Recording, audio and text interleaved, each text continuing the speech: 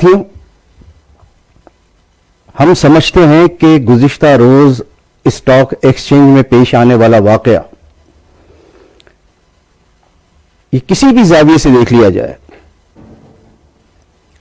اسے دہشت گردی ہرگز قرار نہیں دیا جا سکتا، اس لیے کہ میڈیا کی رپورٹ میں اب تک جو تفصیلات سامنے آئی ہیں کہ ان 4 سرمچاروں کے پاس سے بھاری تعداد میں گولہ بارود، اسلحہ، گولیاں، بم فلاں برآمد کیے گئے، تو یہ چاہتے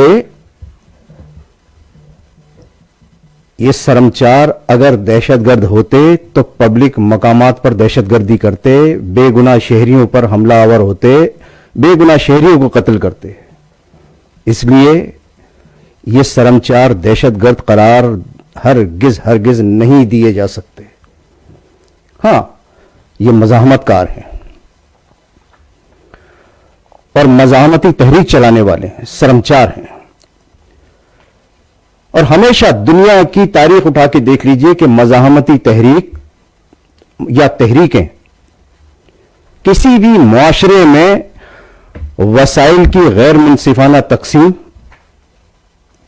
سماجی ناہمواریوں اور ریاستی ظلم و بربریت کا رد عمل ہوا کرتی ہیں۔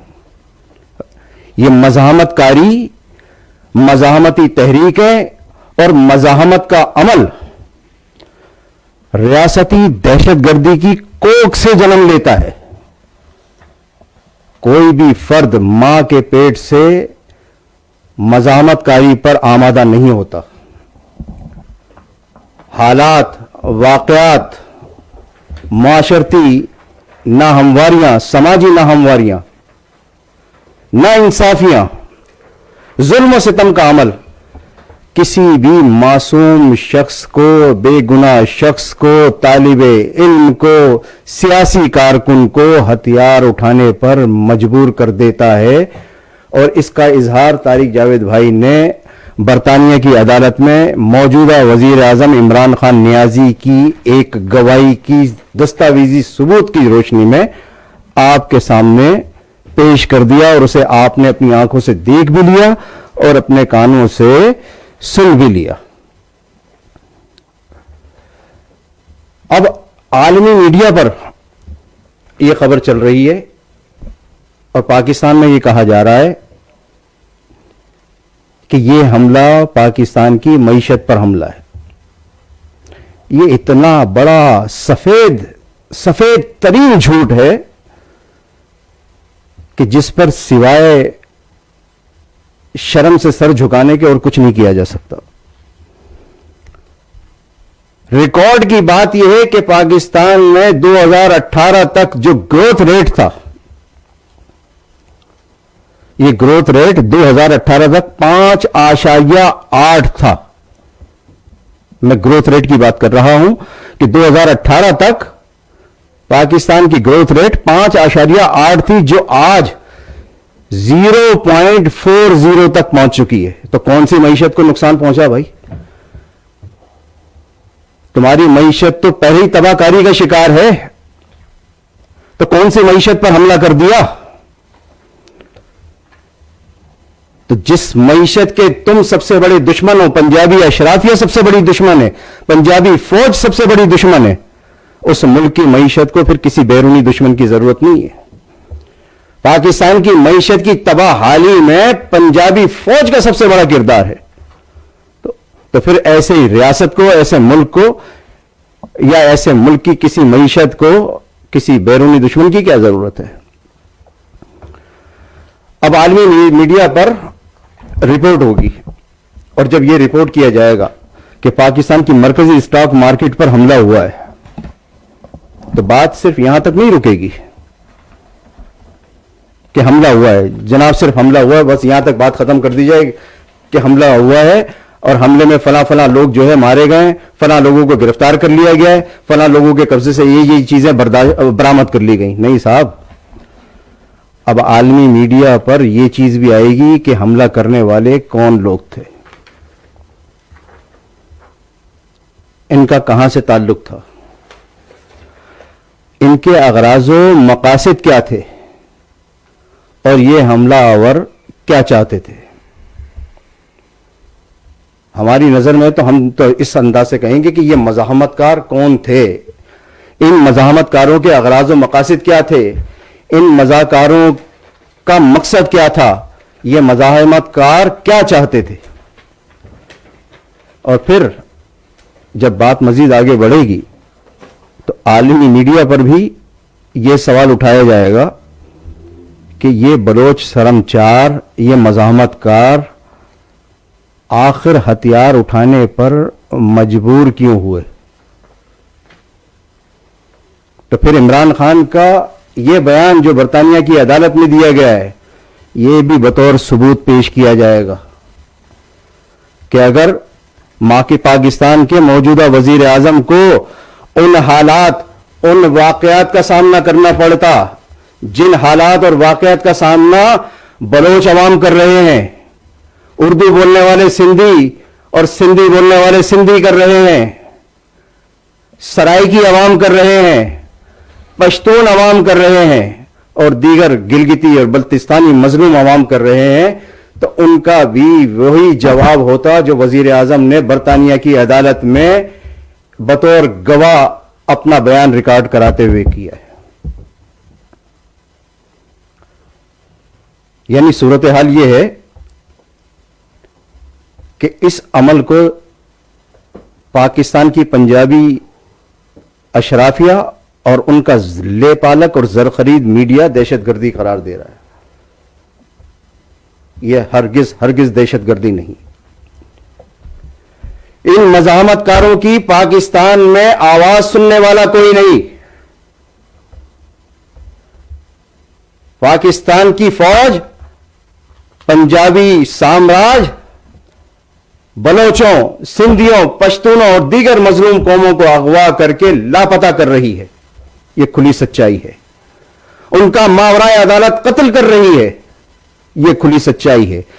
سندھ اور بلوچستان کے وسائل پر قبضہ کر رہی ہے. یہ کھلی سچائی ہے. اور یہ بھی سچائی ہے کہ پاکستان کے میڈیا میں ان مظلوم قوموں کی آواز اٹھانے والا کوئی نہیں ہے. پاکستان کے منتخب ایوانوں میں ان مظلوم قوموں کی صدائے احتجاج کو ریپرزینٹ کرنے والا کوئی نہیں ہے.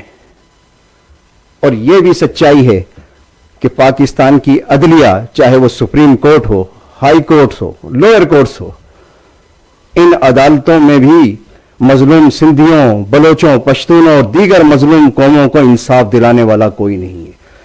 جب انصاف کے تمام دروازے بند کر دیے جائیں، کوئی مظلوموں کے حق میں صدائے احتجاج بلند کرنے والا نہ ہو، مظلوم بلوچ بہنیں، مظلوم سندھی بہنیں، مظلوم مہاجر بہنیں اپنے لاپتہ والدین، لاپتہ بھائیوں، لاپتہ بیٹوں کی بازیابی کے لیے در بدر ٹھوکریں کھاتی پھریں، ان کی سسکیاں بے حس حکمرانوں کے کانوں میں جو تک رہنے کا سبب نہ بن سکیں، ان کے اشک بے ضمیروں کے ضمیروں کو جھنجھوڑ نہ سکیں، تو پھر ظلم، ریاستی بربریت، ریاستی دہشت گردی کا نشانہ بننے والے سرم چار، چاہے بلوچ ہوں، چاہے سندھی ہوں، چاہے مہاجر ہوں، چاہے پشتون ہوں، وہ جب تنگ آمد، بجل آمد کے تحت ہتھیار اٹھا لیں تو یہ مزاحمت کاری ہوتی ہے، یہ دہشت گردی نہیں ہوتی. بلوچ سرم چاروں کے پاس اپنی آواز کو عالمی سطح تک پہنچانے کا یہ ذریعہ ہے. اس کے سوا ان کے پاس کوئی چارہ نہیں تھا.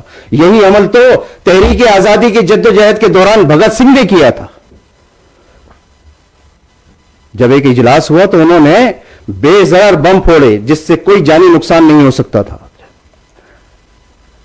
اور گرفتاری دیتے وقت یہ کہا کہ ہمارے پاس اس کے سوا کوئی چارہ نہیں تھا کہ ہم ان پٹاخوں کی، ان بموں کی آواز ایسی پھیلا دیں جس سے جانی نقصان تو نہ ہو، لیکن یہ دھماکے عالمی ضمیر کو جھنجھوڑ دیں.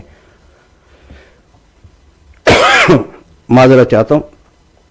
اور ایسا ہی ہوا. بھگت سنگھ اور اس کے ساتھی اپنی آواز کو دنیا بھر میں پہنچانے میں کامیاب ہو گئے. اور آج گزشتہ روز بلوچ سرمچاروں نے بھی یہ عمل کر کے, یہ مزاحمت کاری کر کے اپنی آواز کو دنیا بھر میں پہنچا دیا اور وہ اپنے مقصد میں کامیاب ہو گئے. 4 سرمچاروں نے اپنی جانوں کے نذرانے پیش کر کے پاکستان کی مظلوم بلوچ قوم, سندھی قوم, پشتون قوم, گلگتی بلتستانی قوم, سرائکی قوم, ہزاروال قوم, ہر قوم, ہر مظلوم قوم کا مقدمہ عالمی عدالت میں پیش کر دیا. یہ بلوچ سرمچار سلام تحسین اور خراج تحسین اور سلام عقیدت کے مستحق ہیں. اسے دنیا پنجابی اشرافیہ چاہے دہشت گرد کہتی رہے, لیکن آزادی کی جد و جہد کرنے والے, آزادی کے متوالے, مزاحمت کار, حقوق کی جد و جہد کرنے والے ایسے سرمچاروں کو قومی ہیرو کہتی رہے گی, جیسے آزادی کی جد و جہد کرنے والے انگریزوں کی نظر میں غدار, انگریزوں کی نظر میں دہشت گرد اور انگریزی کی نظر میں چاہے کسی بھی نام سے پکارے جاتے رہیں, لیکن آزادی کی جد و جہد کرنے والے حریت پسند آج بھی قومی ہیرو اور حریت پسند قرار دیے جاتے رہے ہیں. عزیز تحریکی ساتھیوں, ماؤں, بہنوں, بزرگوں, اپنے حقوق کی جد و جہد کرنا اور اپنے حقوق کی جد و جہد کرتے ہوئے جب کوئی راستہ باقی نہ بچے تو ہتھیار اٹھانا ہرگز ہرگز جرم نہیں. یہ میں نہیں کہہ رہا, یہ دنیا کہہ رہی ہے.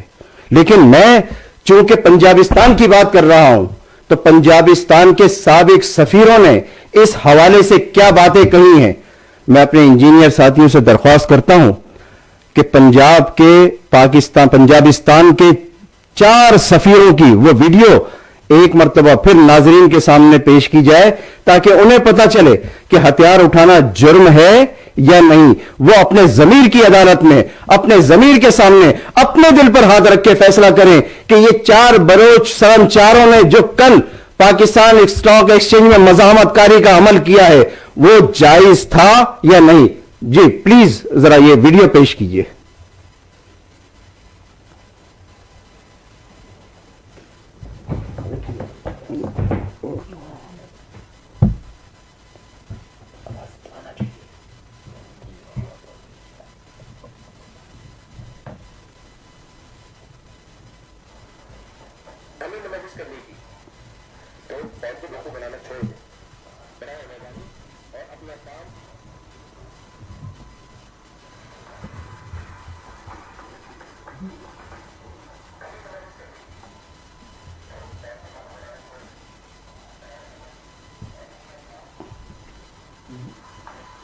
آواز تمہیں نہیں آ رہی کیا؟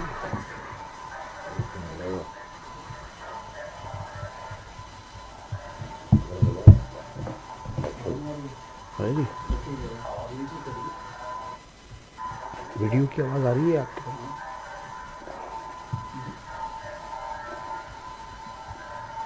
ریفریش کرو.